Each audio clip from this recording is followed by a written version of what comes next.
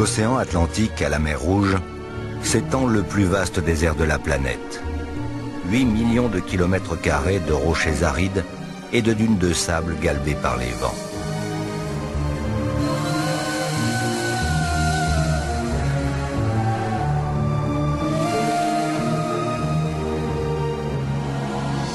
Un seul fleuve, le plus long de la Terre, traverse dans sa partie la plus orientale ces immensités qui n'ont pas toujours été désertiques. Mais l'inexorable pression du désert a lentement fait fuir les hommes qui se sont réfugiés au bord du Nil, la dernière oasis possible. Craint et respecté, le fleuve a attiré et généré les plus fantastiques civilisations hydrauliques de notre monde. L'eau du Nil a plus que jamais été source de vie et d'histoire.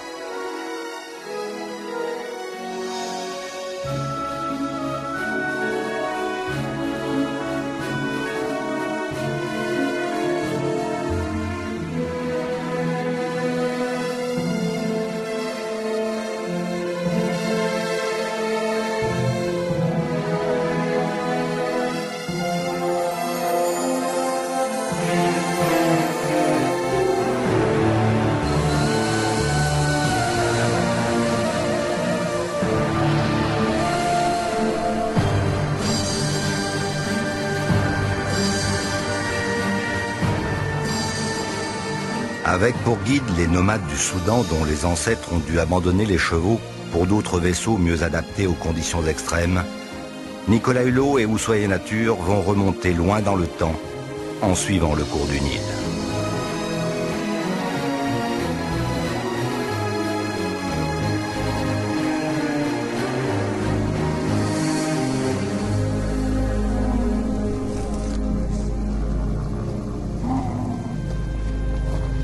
Quand on réalise la superficie du Soudan qui fait plus de 8% du continent africain, ça en fait le plus grand pays d'Afrique, c'est là qu'on se rend compte de l'importance de l'ignorance à l'égard de ce pays dont je rappelle qu'il est bordé par 9 frontières. Ce sont des frontières qui ont été héritées du colonialisme britannique, et comme c'était souvent le cas à l'époque, des frontières tracées à l'emporte-pièce et qui de fait ont placé arbitrairement sous une même autorité une multitude d'ethnies et de peuples. Et ce découpage inique fait que, notamment depuis l'indépendance en 1956, le Soudan stagne dans des conflits incessant d'ordre religieux, géographique et économique. Et cette immense misère et détresse et ces tragédies à répétition que subissent encore aujourd'hui des millions de Soudanais, on ne pouvait pas l'occulter ce soir, c'est une réalité qui se devait d'être rappelée, bien que l'objet de notre présence sur ce sol, c'est une histoire beaucoup plus ancienne, celle des premières grandes civilisations africaines, des premières grandes nations, les civilisations nubiennes, ou que les archéologues et les historiens appellent aussi la civilisation couchite. Bonsoir, Oussoye Nature, sur les chemins de Nubie, la grande Nubie, à la rencontre de quelques-unes des plus belles empreintes de ces grands royaumes qui ont longtemps inquiété l'Égypte des pharaons, parfois même dominé pendant une courte période, mais c'est l'époque, la fameuse époque des pharaons noirs, la dynastie des pharaons noirs, la 25e du nom. Cette civilisation nubienne qui traitait d'égal à égal avec les Romains et qui a été évoquée très tôt par les historiens grecs, dont Hérodote. C'est dire si l'on mesure aujourd'hui que le Soudan fut un incroyable creuset de civilisation et donc de fait a un potentiel archéologique et historique exceptionnel dont on commence à peine à faire parler les vestiges ou les empreintes que l'on découvre en permanence. Voilà, on va ensemble remonter le temps et commencer donc ce voyage à la rencontre des civilisations nubiennes.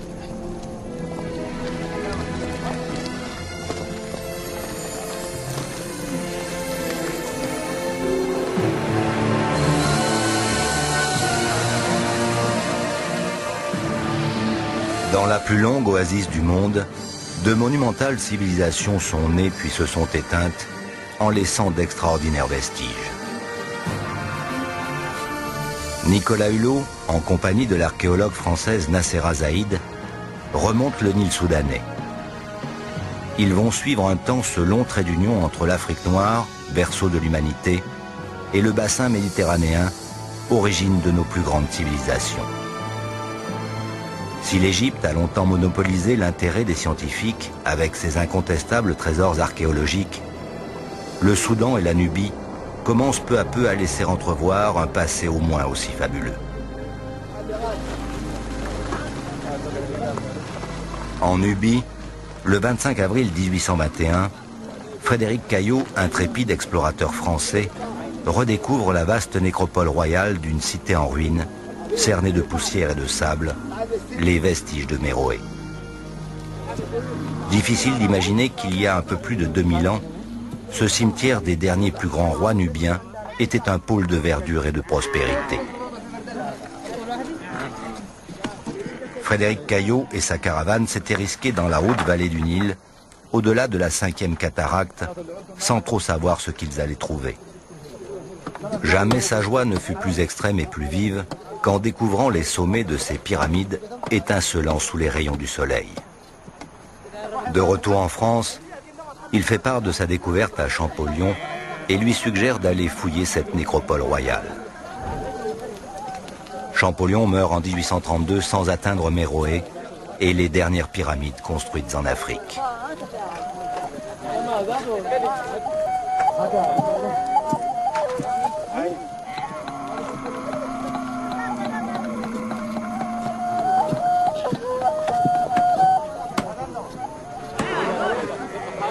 Pendant environ 3 siècles, avant et après la naissance du Christ, les hommes ont vécu ici comme les Égyptiens vivaient à Thèbes ou à Memphis, situés plus de 2000 km en aval sur le Nil.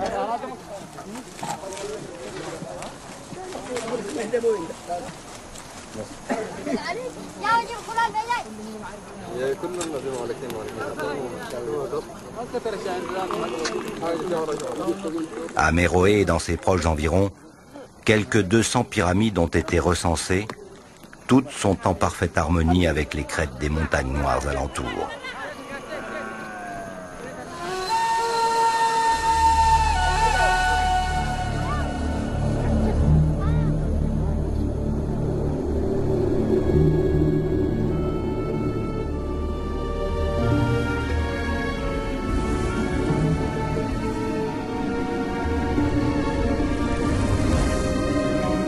Regarde. Ça vaut quand même le déplacement. Faut même réaliser à quel endroit on est. Là, on voit qu'il y en a qui sont très bien conservés. Méroé résonne comme une espèce de légende. Ce nom de cette nécropole, de l'ultime capitale de cette incroyable civilisation couchite ou civilisation nubienne, capitale un peu énigmatique comme ça, qui traînait dans des textes très anciens sans savoir si tout ça appartenait ou pas à la réalité ou à la légende. L'ultime splendeur des dynasties nubiennes, curieusement épargnée par la noria du temps, un peu affectée par l'érosion du sable et du vent qui souffle en permanence ici. Et ce qui est assez paradoxal, c'est que ce qui a probablement le plus altéré Méroé, c'est quand on les a redécouvertes au début du 19e siècle, alors les pillages successifs ont commencé. Ouais. Alors que pendant des siècles et des siècles, les dunes et le désert les en avaient largement protégés. C'est vrai que ce qui est mouvant ici, je trouve, c'est qu'on est devant les dernières pyramides construites en Afrique. Ce type de sépulture a été abandonné en Égypte il y a plus de 1000 ans. Et là, on se retrouve devant un modèle qui est un peu différent, hein, ça c'est sûr. Mais on plus est modeste en taille, mais plus nombreuse. Voilà, la quantité de monuments est beaucoup plus importante qu'en Égypte. Donc c'est assez impressionnant, même si l'architecture des bâtiments est différente. Mais on est dans la symbolique pharaonique qui s'exprime de manière très très forte ici. On est vraiment dans une nécropole royale, une des nécropoles. Les sépultures n'étaient pas toujours aussi fastueuses et prestigieuses pour le commun des mortels à l'époque. Pas du tout. Seuls les rois ou les reines y avaient droit. Et à la mort du roi, eh bien, on avait à peu près un an pour édifier cette sépulture. Pendant ce temps, Voilà. On participait à la désignation du successeur. Du successeur. On a du mal à imaginer à quoi ça pouvait ressembler exactement à l'époque, parce que là, il y a l'usure du temps. Ces pyramides étaient enduites et c'était un enduit coloré très fort. Et puis les pylônes donc, qui marquaient l'entrée de la sépulture et les chapelles d'offrande étaient entièrement décorées. Le défunt choisissait l'emplacement de sa tombe, mais c'est pas lui qui construisait la pyramide. Elle était composée en fait de chambres funéraires qui étaient creusées à environ 8-10 mètres sous le sol, à laquelle on accédait par un escalier. Et une fois que la cérémonie d'ensevelissement était réalisée, on bouchait cet escalier, parce qu'il ne fallait pas déranger le défunt qui était passé dans l'au-delà. Et donc l'année qui suivait son enterrement, eh ben, on construisait la pyramide. Ce qui est assez troublant aussi ici, c'est que même s'ils se sont détachés des Égyptiens, ils conservent les traditions. C'est-à-dire que là, dans ces nécropoles, les rois en tout cas et les reines vont garder les rites funéraires de l'Égypte. Et ça démontre tout de suite que la culture nubienne, évidemment, s'est enrichie au fur et à mesure des colonisations réciproques, tout en conservant une forte puissance originale. Alors les Égyptiens et les Nubiens, en fait, toute cette histoire parallèle qui s'est étalée sur des millénaires, s'est fait à la fois dans cette convoitise et dans cette crainte. Et d'ailleurs, la Nubie s'est étendue, ou au contraire, s'est repliée en fonction du pouvoir égyptien ou éventuellement en fonction de leur propre pouvoir. En fait, si une nation s'enrichit, elle devient inquiétante pour le voisin. Donc les Égyptiens vont n'avoir de cesse que de vouloir pénétrer ce pays qui, en plus de cela, possédait des richesses naturelles incroyables et dont la principale était l'or. L'étymologie d'ailleurs du mot Nubie, ça vient de l'égyptien ancien Noub qui voulait dire or. Voilà. Et pour les Égyptiens, l'or c'était la chair des dieux. La chair des dieux, et donc eh ben, ils vont essayer d'avoir la main mise sur les minerais. Et ensuite, c'est que le Soudan antique représente une passerelle entre la Méditerranée et la Méditerranée. On allait chercher de l'ivoire, de l'encens, de l'ébène, de l'ébène, voilà, tout ce qui servait à l'orfèvrerie, la fabrication d'objets précieux que l'on va retrouver dans les tombes et dans les temples de l'Égypte pharaonique.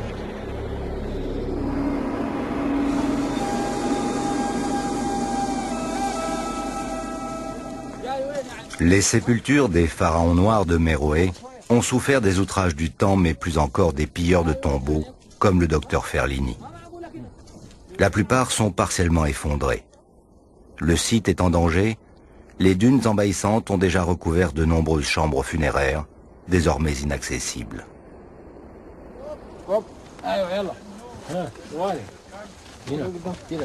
Depuis plus de 40 ans, l'architecte allemand Frédéric Hinkel tente de redonner à la nécropole un peu de sa superbe passé.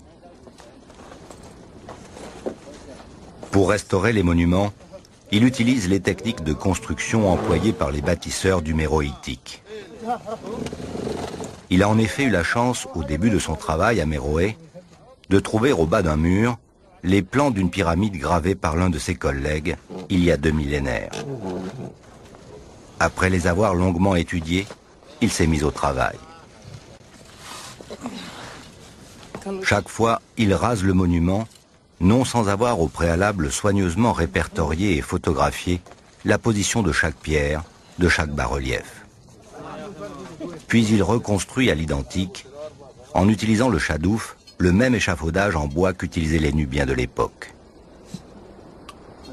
Dans les plans gravés découverts, l'architecte allemand a retrouvé le fameux nombre d'or qui confère aux pyramides de Méroé leurs proportions harmonieuses. Un rapport de 1,6 entre la hauteur et la longueur. Contrairement aux pyramides égyptiennes, ces monuments érigés à la gloire des pharaons noirs ne sont pas bâtis à l'intérieur, mais remplis d'un amas de gros cailloux. Seule l'enveloppe de la pyramide est composée de pierres soigneusement taillées.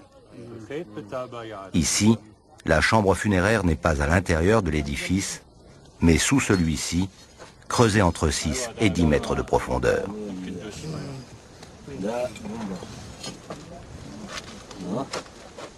L'architecte passionné vérifie l'ajustement de chaque bloc découpé, il y a plus de 20 siècles, par les tailleurs de pierre.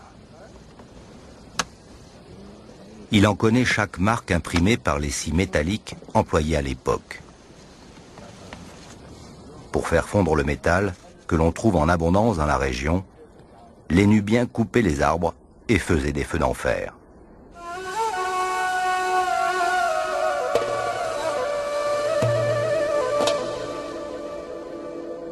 Après avoir sauvé nombre de monuments menacés par la remontée du lac Nasser, Frédéric Hinkel a encore beaucoup à faire pour remettre en état cette immense nécropole.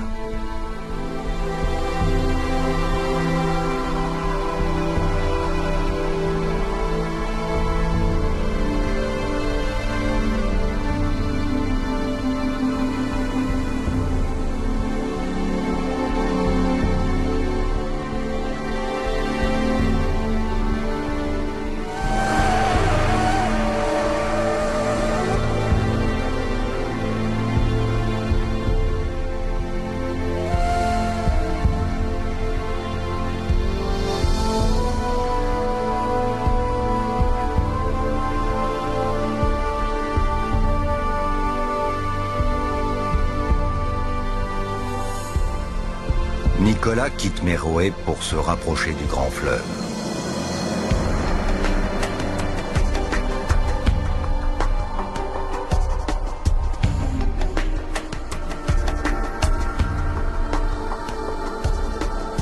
Depuis le ciel, il observe ce double ruban vert providentiel pressé par le désert.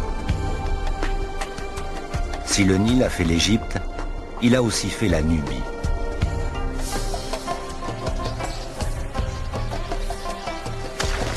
Chaque année, ces crues déposent quelques 60 millions de tonnes de limon fertile. 6 cataractes barrent cette interminable autoroute liquide. Ces accidents naturels, en brisant la navigabilité du fleuve, ont agi comme autant de verrous géographiques, économiques et politiques. Ils ont souvent marqué l'expansion ou l'épanouissement d'une civilisation par rapport à une autre.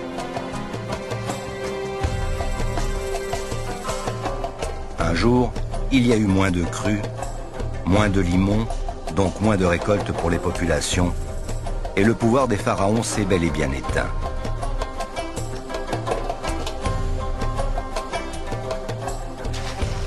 Malédiction divine ou caprice de la nature, des scientifiques pensent aujourd'hui que l'apparition du phénomène El Niño n'y serait pas étrangère. De plus, le barrage d'Assouan bloque les boues fertiles en provenance du Haut-Nil, obligeant désormais les paysans vivant en aval à fertiliser le sol avec des engrais chimiques.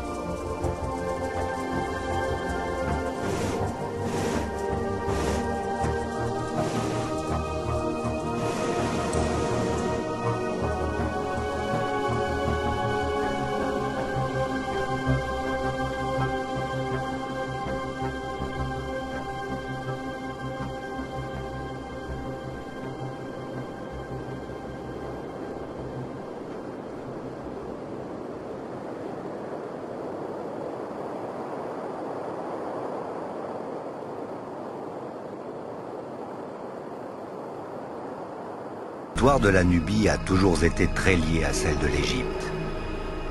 Lorsque cette dernière était à son apogée, la Nubie était soumise. Un jour, les pouvoirs se sont inversés.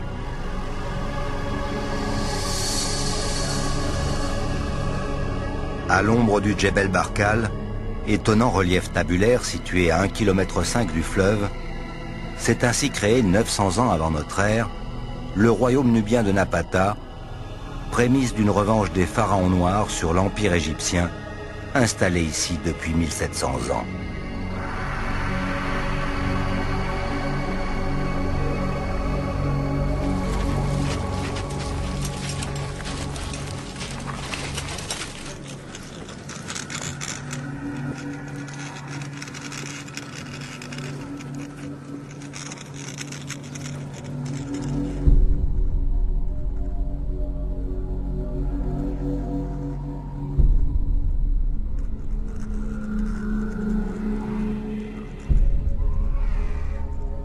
Nicolas Hulot et Nasser Azaïd sont au sommet plat et lisse du Djebel Barkal.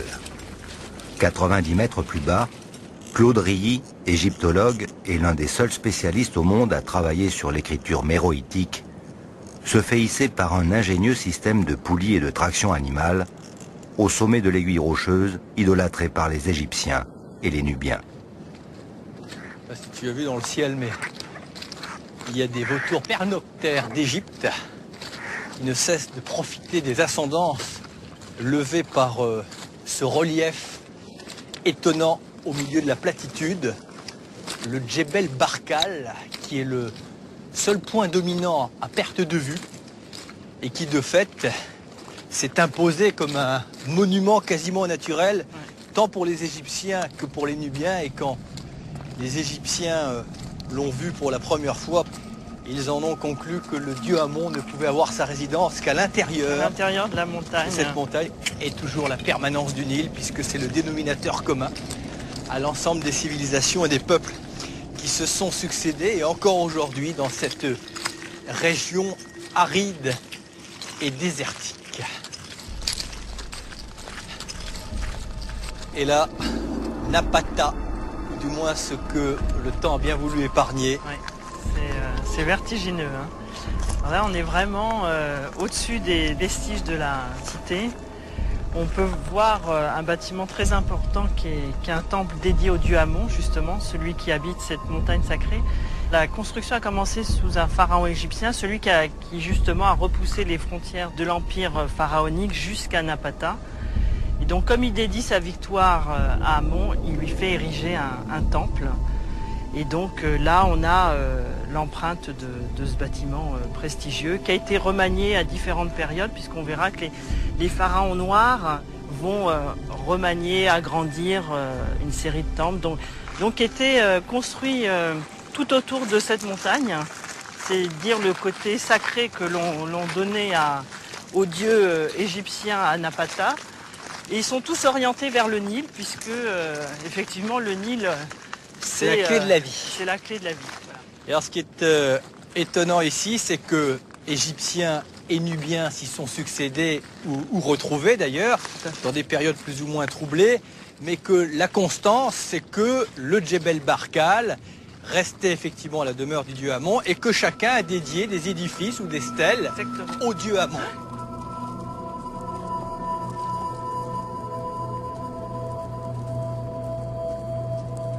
Il faut voir quand même l'audace des Égyptiens pour célébrer le dieu Amon, c'est qu'ils ont été jusqu'à graver des hiéroglyphes que l'on a découvert il y a assez peu de temps. Oui. Là, non pas au flanc de cette montagne, mais du pic qui en est détaché et à 70 mètres de hauteur. Eh bien, le deuxième égyptologue à pouvoir les regarder en situation, c'est Claude Rilly, qui est déjà en place. Tout à fait. Et évidemment qui a profité comme une aubaine des moyens d'Ushuaïa pour pouvoir aller les décrypter, sachant que chez les archéologues, chacun a sa spécialité. Ouais. Quelques-uns ont par exemple une période très précise, on ne déborde pas les uns sur les autres. Et lui, sa spécialité, c'est le langage hiéroglyphique. C'est un peu notre Champollion pour nous à Ushuaïa. Oui, tout à fait. À tout à l'heure, Nasser. À tout à l'heure.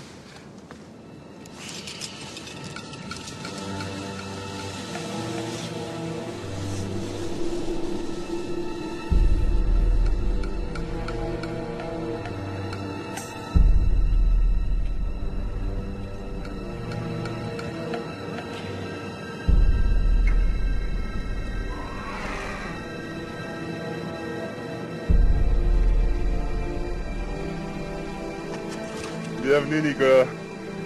Tu es le troisième homme à accéder en 2300 ans à cette inscription-là.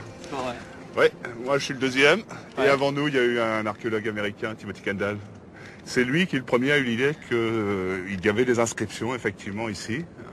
On les a bien vues un petit peu à la jumelle, mais c'était pas sûr quoi. Il fallait monter là-haut, mais monter là-haut c'est pas évident. Tu as une idée de la manière dont ils ont procédé pour venir graver ça, parce que ça prend un certain temps quand même. On pense qu'ils sont donc, ils ont mis un échafaudage en enfonçant des rondins entre l'autre partie de ce pic, celle qui est de l'autre côté, hein, et la falaise elle-même. Hein. Et ces rondins, ils les ont descendus avec un système de balancier. Évidemment, on peut se demander quel est l'intérêt de risquer de tant de vie humaine pour finalement graver juste des signes. Je ne serais pas étonné qu'il y en a 2-3 qui aient dévalé en bas parce que... Oui, bon, je pense aussi qu'il y a dû se passer, c'est ce qui a dû se passer. Voilà. En fait, ce pic sur lequel nous sommes est considéré comme le cobra qui se trouve sur la tête des dieux, en particulier du roi des dieux, hein, sur la tête des rois et sur la tête d'Amon. Lorsque les Égyptiens sont arrivés au XVe siècle avant Jésus-Christ, en anéantissant le royaume nubien précédent, ils ont cru clairement voir un serpent qui se dressait de la montagne avec sur sa tête la couronne des rois égyptiens. Ils ont donc décidé que l'endroit était sacré, que c'était l'endroit où habitait leur dieu dynastique. La résidence du dieu Amon. Le dieu Amon était censé habiter à l'intérieur du roc, du Djebel Barkal, et ceci, c'était la manifestation extérieure de son pouvoir. D'accord. Alors évidemment, il y avait les pharaons d'Égypte étaient fils d'Amon. Donc, puisque Amon habitait en Nubie, la Nubie était à eux. Donc, c'est aussi une construction idéologique qui leur a permis d'asseoir leur pouvoir sur la Nubie pendant des centaines d'années. Puis après, lorsque les rois du Sud, les rois locaux sont devenus suffisamment puissants pour s'emparer des royaumes d'Égypte, ils ont très habilement retourné exactement l'idéologie. Puisque nous sommes nubiens et qu'Amon habite en Nubie, eh bien, il est normal que la Nubie gouverne l'Égypte. Donc ça, ce sont des hiéroglyphes pure souche. Oui, ce sont des hiéroglyphes égyptiens, hein, même si ceux-là sont un peu décadents. Hein. Ici, en fait, on a donc, à l'origine, on devait avoir 6 panneaux. D'accord. Mais comme tu vois, il y en a certains qui sont tombés véritablement en poudre. Et il nous reste 3 panneaux à peu près visibles. Ces deux-là ont été inscrits vers 680 au temps du pharaon Taharqa, qui était à la fois un roi nubien, mais qui était en même temps roi d'Égypte. C'est simplement des noms de rois ou c'est un vrai texte? Enfin, c'est un vrai texte. C'était un vrai texte. Comme tu vois, en plus, il était probablement couvert d'une feuille d'or. Tu vois probablement qu'il y a des trous. Oui. Hein. Les traces d'érosion les ont agrandies, mais originellement, il y avait là des clous de bronze. Et si tu regardes bien, eh bien, on en voit quelques-uns. Il y en a un juste en face de toi, là. Est-ce que tu le vois? Voilà. Ah, tu dois le sentir. Ça, c'est pas on dirait un clou moderne en fer, mais en fait, c'est du bronze très, très corrodé. Hein. Ah ce clou de bronze, tu vois, il a plus de 2000 ans. Comme c'était exposé au sud, la feuille d'or, toute la journée, reflétait donc la gloire du pharaon. Les Nubiens ont repris les hiéroglyphes à leur compte en les enrichissant ou ils les ont conservés tels quels? Ils ont conservé tels quels. Les hiéroglyphes en égyptien, c'est les Medunech, les paroles des dieux. Ils sont investis d'un pouvoir magique et on ne les change pas. C'est extrêmement conservateur. Hein. Et normalement, ils y ont, un iota près, ils n'y ont pas touché, jusqu'au moment où, étant séparés de l'Égypte depuis trop longtemps, ils ont fini par ne plus vraiment bien les connaître. Pour eux, l'égyptien, c'est un peu comme pour nous au Moyen-Âge était le latin. C'est-à-dire tout ce qui était officiel était écrit en latin, mais ce n'était pas la langue du peuple. La langue du peuple, ici, c'était une autre langue, mais l'égyptien servait pour écrire les textes, puisqu'ils ne savaient pas écrire de toute façon leur propre langue. Alors là, il y a écrit quoi, par exemple? Alors là, on voit donc le nom de couronnement de Nastasen. Je vais te donner une petite leçon. Tu vois un cercle solaire qui est cassé en quelque sorte par la rainure. Hein. Ouais. En dessous, tu vois 2 bras levés, de chaque côté.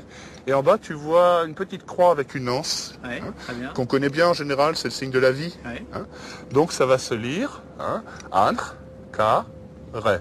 C'est-à-dire, le Ka, c'est-à-dire l'âme, l'âme de Ré est vivante, que vive l'âme de Ré. Ré, c'est bien sûr ce dieu soleil qui nous tape sur le crâne, là. Là, il respecte son vœu, parce qu'il vit bien, là. Tout à fait, oui.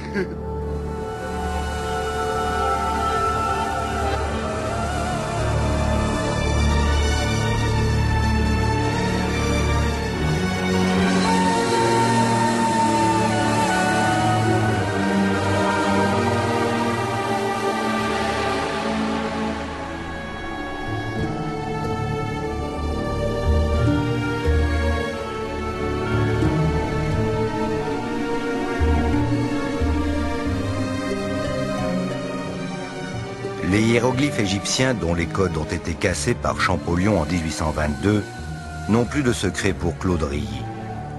Mais le vrai challenge de sa vie est de parvenir à comprendre l'écriture méroïtique très différente. S'il arrive à déchiffrer les caractères, il ne peut encore décrypter le sens des phrases puisqu'il ne connaît pas l'origine de la langue. Avec l'aide de puissants ordinateurs, il ne désespère pas de pouvoir y parvenir. Peut-être ce faisceau de lumière réfléchi par ce miroir frappera-t-il un jour l'une des clés du code d'accès de cette grammaire inconnue.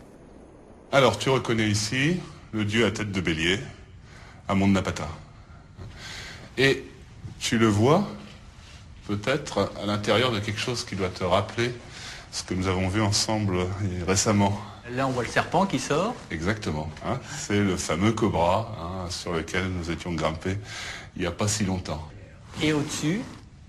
Alors, au-dessus, c'est une inscription extrêmement intéressante, puisqu'elle nous indique l'origine architecturale de ce lieu. Donc, Taharqa, qu'il vive à jamais, hein, et on continue. Hein, il a fait ce monument Ça va être bête. pour sa mère, le vautour, c'est la mère, hein, Mut de Napata. Hein. Il a fait construire son temple à nouveau. Hein, il l'a fait rebâtir en pierre élégante, belle, blanche, de grès. Alors que Sa Majesté avait trouvé ce sanctuaire, bâti, alors là, hop, il y a un petit bout qui manque, mais heureusement on a la fin. Ça continue en face. Le dernier signe, et ça permet de dire qu'il avait été construit donc par ses ancêtres. Par ses ancêtres, en un appareillage humble, modeste. Or donc, Sa Majesté a fait en sorte que l'on construise ce temple afin que lui soit donnée la vie.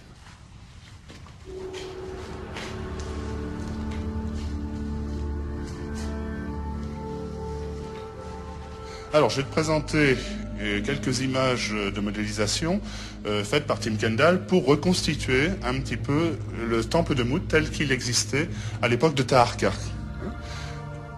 Alors, c'est parti. Voilà. Hein, donc ici, on découvre tout d'abord la montagne sacrée et l'ensemble des temples. Hein, ils apparaissent effectivement tels qu'ils étaient. Ouais, c'est bien. Ça donne une échelle des choses. Ouais. Tout à fait. Tu vois que le climat est à peu près comme aujourd'hui, hein, ça n'avait pas changé. Et puis ici, droit devant, le cobra. Alors on va s'en approcher de ce temple de Mut. Comme tu vois, il y a une petite colonnade extérieure et un pylône d'entrée qui a totalement disparu. On n'en possède vraiment plus aucune trace.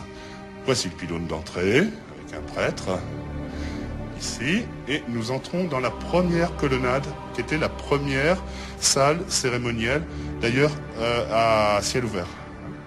Deuxième pylône, et voilà, nous arrivons enfin dans la partie du temple où nous sommes, la seule qui a été véritablement conservée parce qu'elle était sous la roche. Merveilleux. Tout autour de nous, des représentations de la déesse Mut. On va tourner un petit peu. Et comme tout ça a été réalisé à partir de facsimilés, eh bien, tu vois, en fait, on montre qu'à l'origine, ce sont les dessins des archéologues qui ont servi à cette reconstitution. Alors, nous arrivons enfin dans ce qu'on appelle le Saint des Saints, le Naos, c'est-à-dire là où se trouvait la statue du culte. Bien, ben maintenant on va pénétrer dans le Naos, là où était gardée la statue de Mut, avec ce défilé divin, ce défilé des dieux. Jolie procession là. Alors, Alors là, il y a le pendant égyptien du dieu Amon. Tout à fait. Alors il est suivi de sa femme, la déesse Mut, à qui était consacré ce temple. Hein. Derrière lui, leur fils, le dieu Khonsu, hein, un dieu lunaire qui porte le disque de la lune entre des cornes de vache. Et il tient donc l'ensemble des sceptres du pouvoir royal. Très impressionnant. D'autant plus impressionnant que, si on en croit la théorie de Kendall, de futurs rois ont vu le jour ici, quoi, dans cette pièce. Oui.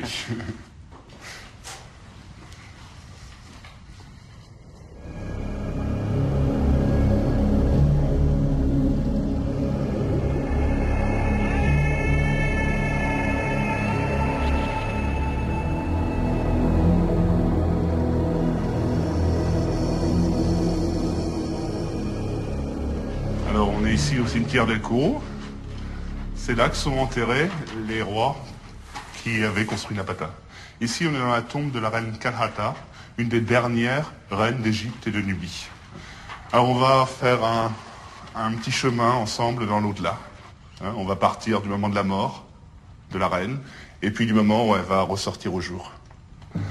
Ici, donc, tu la vois, la reine Kalhata. Elle est accompagnée ici par deux génies de l'au-delà, qu'on appelle les fils d'Horus.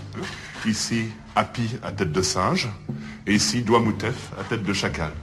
Ils l'accueillent à l'entrée de la tombe, ils la prennent par la main, et ils vont l'emmener vers le lieu de la momification. On va rentrer maintenant dans la chambre funéraire. Attention aux marches. Claude Rilly et Nicolas se sont déplacés de 3 km, juste en face de Napata.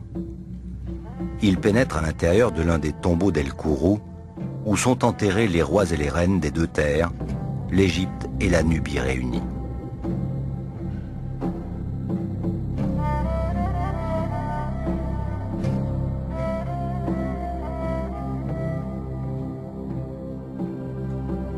Les peintures sont ici remarquablement conservées, malgré les crues du Nil dont on voit l'empreinte sur les murs.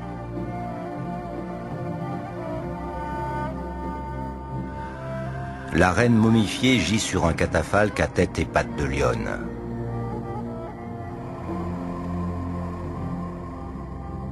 Tout autour d'elle, la procession des dieux d'Égypte. Sobek, Anubis, Thoth, l'ibis sacré, l'un des dieux de la science. Il y a bien sûr la barque divine du dieu Ra, représentée sous la forme du disque solaire et adorée par les babouins. La reine prend place au milieu de l'embarcation, accompagne l'astre solaire dans le voyage souterrain qu'il accomplit après s'être couché à l'ouest. Ensuite, ce sera la renaissance à la lumière. Alors, je te propose de voir quelques objets qu'on a trouvés justement dans les tombes du Soudan, hein, et qui reflètent la pénétration des coutumes égyptiennes. Avec tout d'abord un magnifique cartonnage, un plastron de momie exactement, hein, qui vient du nord du Soudan. Alors on peut effectivement déchiffrer ici les hiéroglyphes, je te ferai grâce du début, c'est toutes les offrandes qui sont souhaitées aux défunts. Et ici on voit son nom, on voit un petit personnage qui tient un mur, c'est donc l'architecte. Hein, et le nom de l'architecte, qui est égyptien, apparaît après, il s'appelle Bébi. Ah, le personnage qui tient un mur, ça c'est le verbe construire, c'est tout ce qui a rapport avec la construction. D'accord.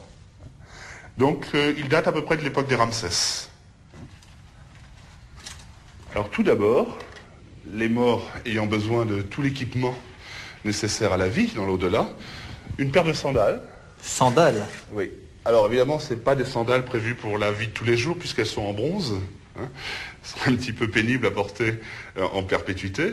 Mais elles étaient au pied de la défunte. Voilà, tout à fait. Elles ont été au pied d'une princesse qui porte le joli nom un peu compliqué de Neferu-Kakashta. Voici maintenant, venant également d'une tombe de princesse d'El Kourou, un petit collier de perles de faïence en ce qu'on appelle bleu égyptien. Faites très attention. Magnifique. Voilà, donc ce sont des petites fleurs de lotus. Et c'était donc porté autour du cou, comme on a vu sur le plastron de momie.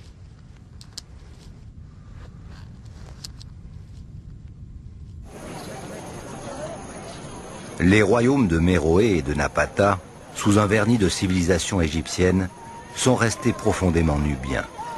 C'est aussi le cas de celui de Kerma, antérieur aux deux premiers. Une mission archéologique suisse, dirigée par Charles Bonnet, vient d'y faire des découvertes majeures qui lèvent définitivement le voile sur une partie jusque-là mystérieuse de la vie des pharaons noirs.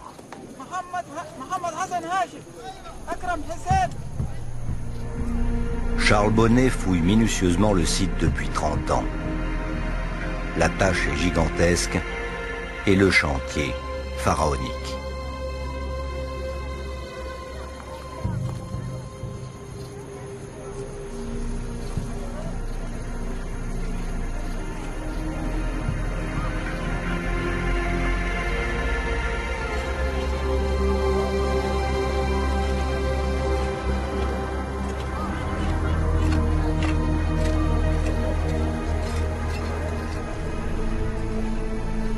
Au début de l'année, la persévérance de l'équipe suisse est récompensée.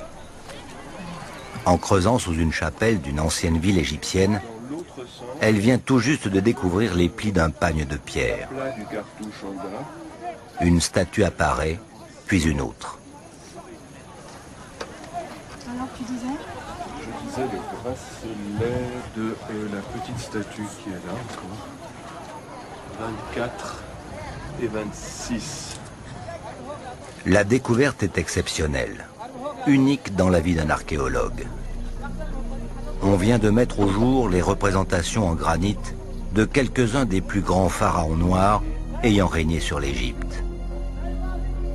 Notamment la statue de Taharqa, roi de la 25e dynastie.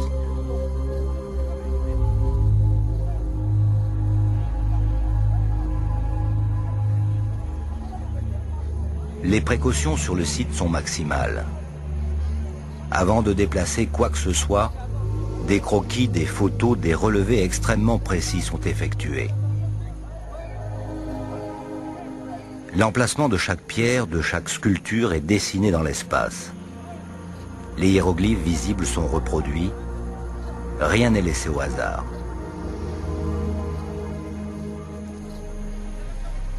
Préservées de l'érosion naturelle et des pillards, ces œuvres d'art enterrées depuis 2600 ans sont dans un état remarquable de conservation.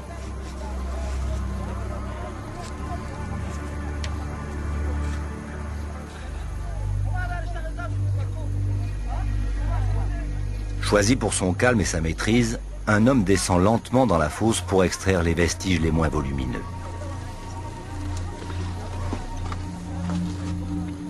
Têtes, pieds, corps et cartouches couverts de hiéroglyphes sont empilés au fond de l'excavation.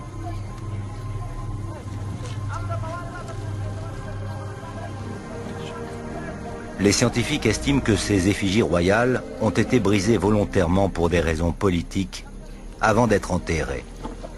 Mais elles ont été enfouies avec les honneurs car des tissus et des feuilles d'or étaient placés entre les morceaux. Cette oreille, quelle merveille! Charles Bonnet et Dominique Valbel, professeurs d'égyptologie à la Sorbonne, mettent ces destructions sur le compte de Psamétique II, pharaon de la 26e dynastie, qui mena vers 600 avant Jésus-Christ une violente campagne en Nubie pour anéantir l'image très forte de ses prédécesseurs noirs. Jusqu'à présent, les archéologues étaient sceptiques sur le fait qu'il ait pu mener son armée jusqu'à Kerma. Ces découvertes en apportent la preuve irréfutable.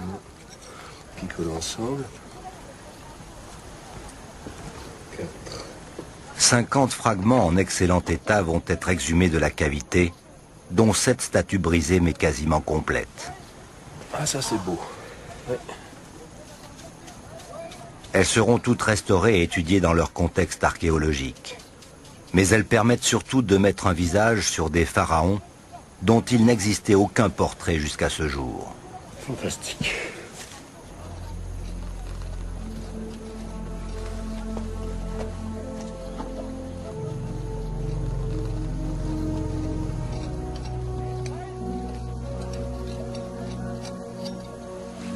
Après plus de 26 siècles de sommeil, la tête en pierre du dernier pharaon noir, Tanoué Tamani, surgit à la lumière sous les yeux des archéologues et du public soudanais, lointain descendant de ces glorieux rois couchites.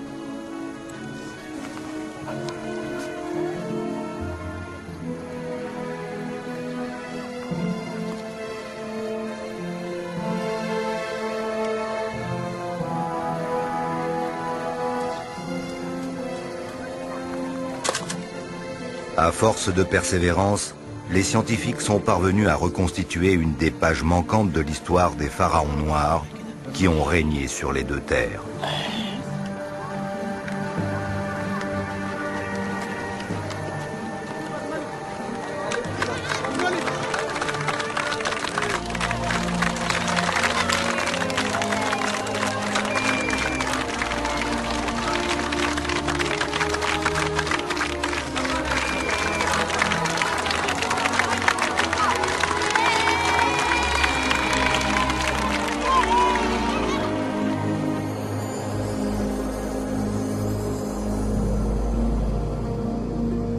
Sur une felouk, Nicolas glisse vers le nord en suivant le fil du Nil pour remonter encore un peu plus le temps. Direction l'île de Saï, un millefeuille archéologique planté au beau milieu du grand fleuve où les hommes se sont succédés depuis 300 000 ans.